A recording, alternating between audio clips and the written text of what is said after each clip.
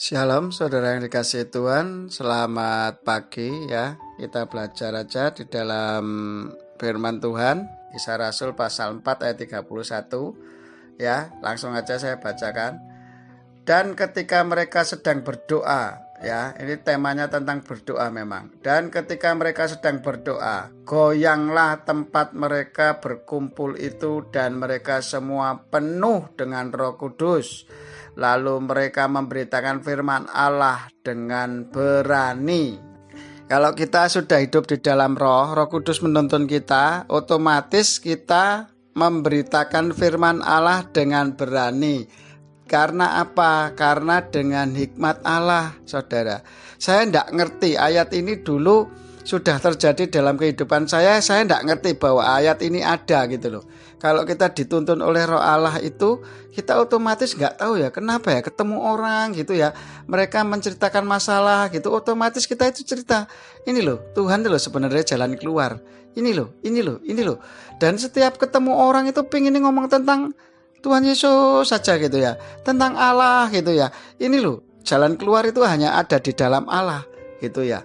Itu aneh saudara menurut saya. Tapi itu nggak bisa diberhentikan saudara, karena memang istilahnya kalau orang berkata itu hidayah, atau kalau menurut kita di kekristenan itu adalah hikmat Allah gitu loh. Kita sudah mendapat hikmat Allah, jadi kita dituntun dalam seluruh kebenaran Allah. Jadi apapun yang kita lakukan dalam setiap kehidupan, makanya gini, kalau kita hidup di dalam Roh ya, otomatis itu bekerja sendiri untuk kemuliaan nama Tuhan. Jadi apapun yang kita kerjakan itu pikirannya gimana caranya untuk memuliakan Tuhan, saudara. Itu tok yang ada di dalam pikiran saya, nggak ada yang lain. Pada saat mereka berkumpul, nah itu berarti kumpulan itu lebih dari satu orang, saudara. Berarti lebih dari satu orang ya. Itu Roh Kudus, penuh dengan Roh Kudus mereka itu. Lalu mereka memberitakan firman Allah dengan baik. Gini saudara, kalau Roh Kudus tuntun dalam kita, dalam seluruh kebenarannya, itu otomatis ayat-ayat itu nanti nggak tahu caranya gimana, itu bisa hafal sendiri, bisa muncul sendiri dalam pemikiran kita. Ya memang dulu saya pernah baca Alkitab itu kan semua ya, dibaca di Perjanjian Baru tak bacai semua. Kan tapi nggak hafal saudara, nggak hafal, tapi itu bisa muncul loh saudara. Ayat-ayat itu nanti bisa muncul, diingatkan sama Roh Kudus pada saat kita cerita sama orang, pada saat pagi hari ini saya menyampaikan firman Tuhan seperti ini, itu tahu-tahu ayat itu muncul sendiri saudara. Diingatkan, Roh Kudus itu akan menuntun kita untuk memberitakan, tetapi dari hikmat Tuhan loh ya, tidak dengan kedagingan. Saya ingatkan lagi, kalau manusia dengan kedagingan itu senengannya gini, bersaksi ya toh, cerita nanti digondol neng gerejoe. Iku neng gerejoku lho, nggon ajarane neng gerejoku bener, pasti begitu. Itu enggak benar saudara, enggak benar. Yang benar itu kita hanya memberitakan firman Tuhan dan kita doakan ya toh. Kamu mau ke gereja mana itu terserah. Yang penting hatinya sudah digerakkan Tuhan untuk ke gereja mana. Yang penting kita cuma mengingatkan, kue penting percaya Tuhan Yesus. Karena gini saudara, gereja kita, gereja orang lain atau denominasi gereja yang lain-lain itu tidak menyelamatkan kita saudara. Yang menyelamatkan kita itu Tuhan Yesusnya. Lah kalau dia sudah dituntun bertumbuh di gereja mana, kecil, besar, sedang, itu terserah Tuhan gitu loh. Jangan paksakan kita gitu loh. Ya. Makanya kita itu banyak salah kaprah. Ya, kayak sales-sales dunia wae gitu loh. Gereja besar, gereja kecil semua punya tanggung jawab yang sama di hadapan Tuhan. Semakin kau memiliki gereja besar, tanggung jawabmu di Tuhan semakin besar. Seberapa banyak orang yang di gerejamu itu menjadi pelaku-pelaku firman, menjadi pendoa-pendoa syafaat yang setia untuk Tuhan. Masa gereja besar jemaatnya yang doa cuma sedikit tok? Wah, itu tanggung jawabnya gembala itu susah loh. Gembala iso gembalakan domba-dombanya ya, waduh, iso berat itu tanggung jawabnya di hadapan Tuhan. Biarlah kehidupan kita yang lalu itu sudah berlalu saudara. Sekarang hidup kita adalah di dalam Kristus, ya berarti harus diperbarui gitu. Hidup di dalam Roh gitu ya.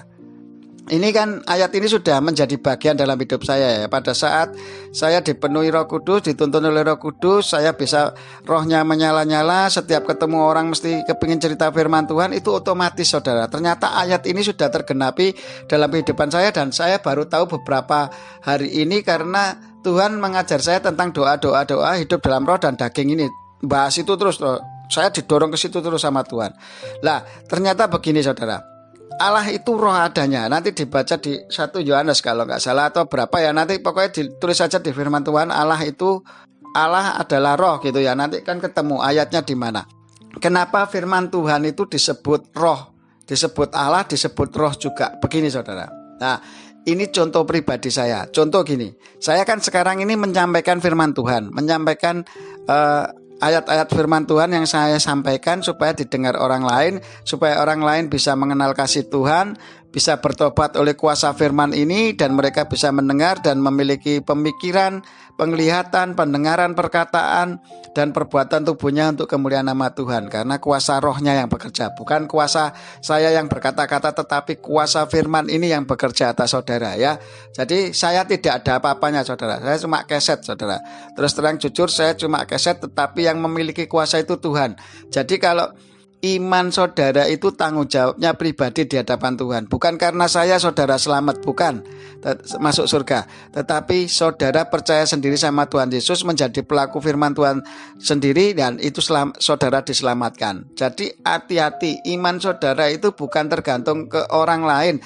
Iman saudara harus bergantung kepada Tuhan yang memberi hidup, yang memberikan Roh Kudusnya di dalam kehidupan saudara, dan saudara bisa dituntun dalam kebenarannya, dan saudara bisa berjalan menurut sesuai kehendaknya, bukan kehendak saya sebagai pemberita firman. Itu hati-hati saudara, itu salah kaprah semua.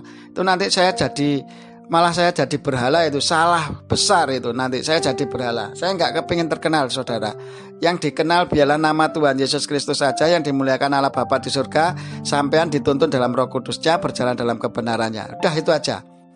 Meskipun saya itu sudah nggak ada di dunia ini, sudah tidak secara fisik, saya nggak kelihatan, tetapi firman yang saya beritakan ini nggak akan pernah hilang saudara di muka bumi ini, kecuali YouTube-nya tutup. Nah, kalau YouTube-nya tutup ya sudah nggak bisa dilihat memang.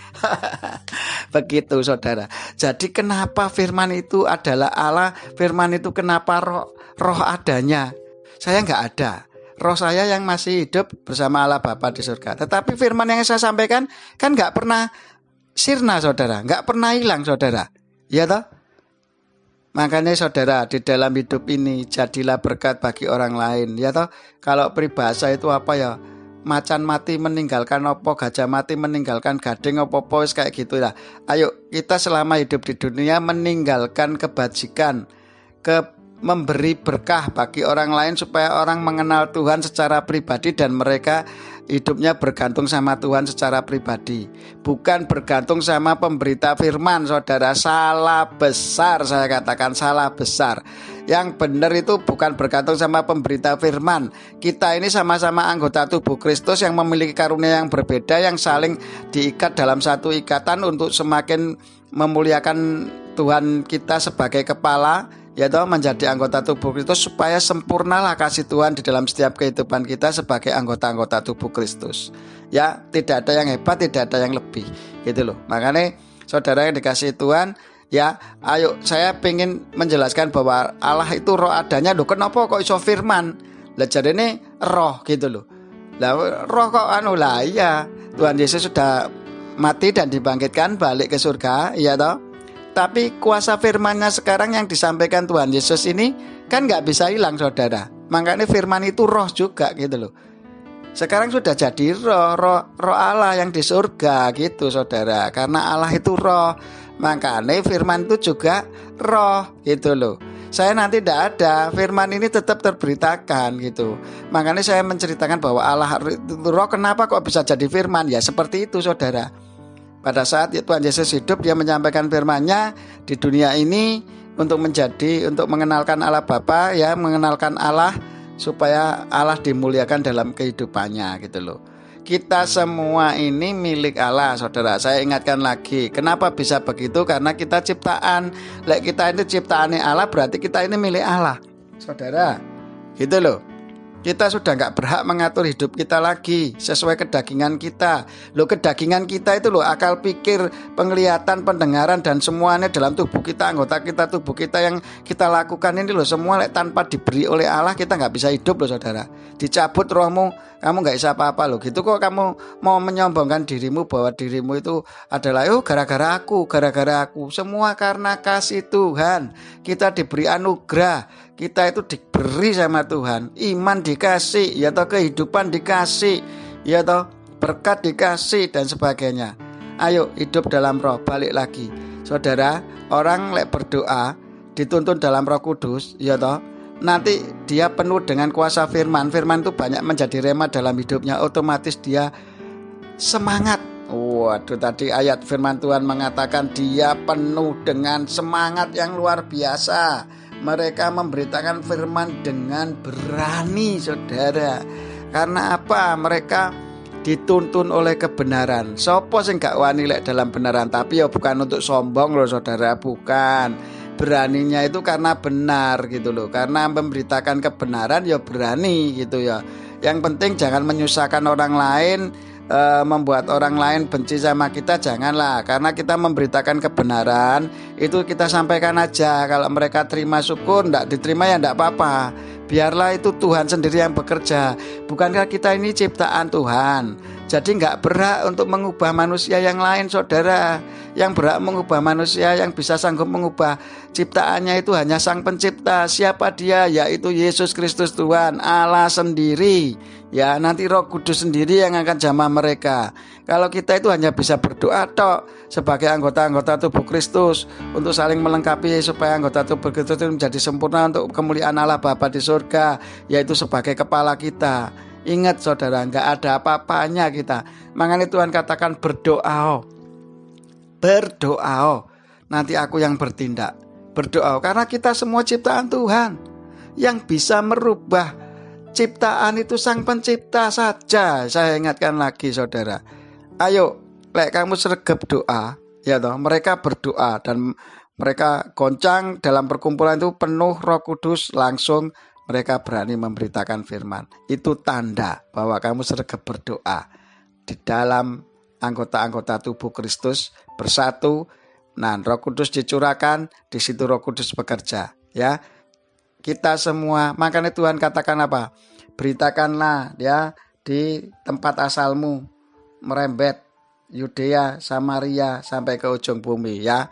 Oke saudara, itu nanti otomatis. Kalau kita belum menjadi pemberita-pemberita firman dalam hidup kita, berarti kita masih hidup dalam daging. Hidup dalam daging itu dalam perjanjian lama, yaitu hidup di dalam Taurat. Jadi usaha kita sendiri, makanya nggak tahan lama kalau hidup di dalam daging itu, karena daging lemah saudara. Hiduplah di dalam roh supaya kamu hidup dan supaya kamu diberkati. Isi hati Allah itu ada di dalam firman, ya. Firman Tuhan itu tak sampai ke, meskipun saya sudah meninggal, orang mesti ingat, sapa iku sing beritakno firman, tetapi bukan untuk disembah loh saudara. Hanya untuk diingat saja. Oh iku loh, ya dipakai Tuhan untuk menyampaikan firman Tuhan itu. Nah, namanya si A, si B, si D. Lah makanya Tuhan ajarkan saya seperti itu saudara. Jadilah berkat selama kamu hidup. Jadi pada saat kamu meninggal, kamu sudah meninggalkan mengasihi, lebih berkat memberi daripada menerima. Oke, terima kasih Bapak, terima kasih Yesus, terima kasih Roh Kudus. Selamat pagi, biarlah kuasa firman-Mu terus bekerja.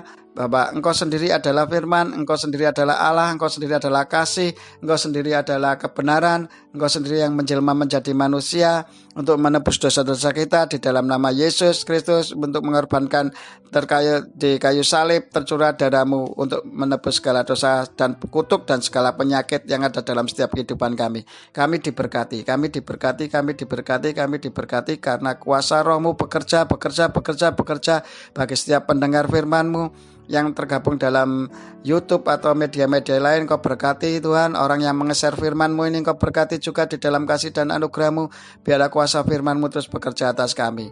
Di dalam nama Yesus, biarlah segala kemuliaan, pujian, hormat, kuasa, keagungan, kejayaan, kemasyhuran dan kekudusan hanya bagi nama Yesus Kristus Tuhan. Dengan penuh sukacita bersyukur dan tekun berdoa, kami sambut hari-hari kami bersama dengan Engkau. Bahkan apa yang tak sempat kami pikir, renungan, rancangan setiap kehidupan kami Engkau sudah sediakan bagi kami. Dan biarlah kami selalu mempersembahkan tubuh kami sebagai persembahan hidup kudus dan berkenan di hadapan-Mu sebagai ibadah yang sejati. Terima kasih dalam nama Yesus, haleluya, amin.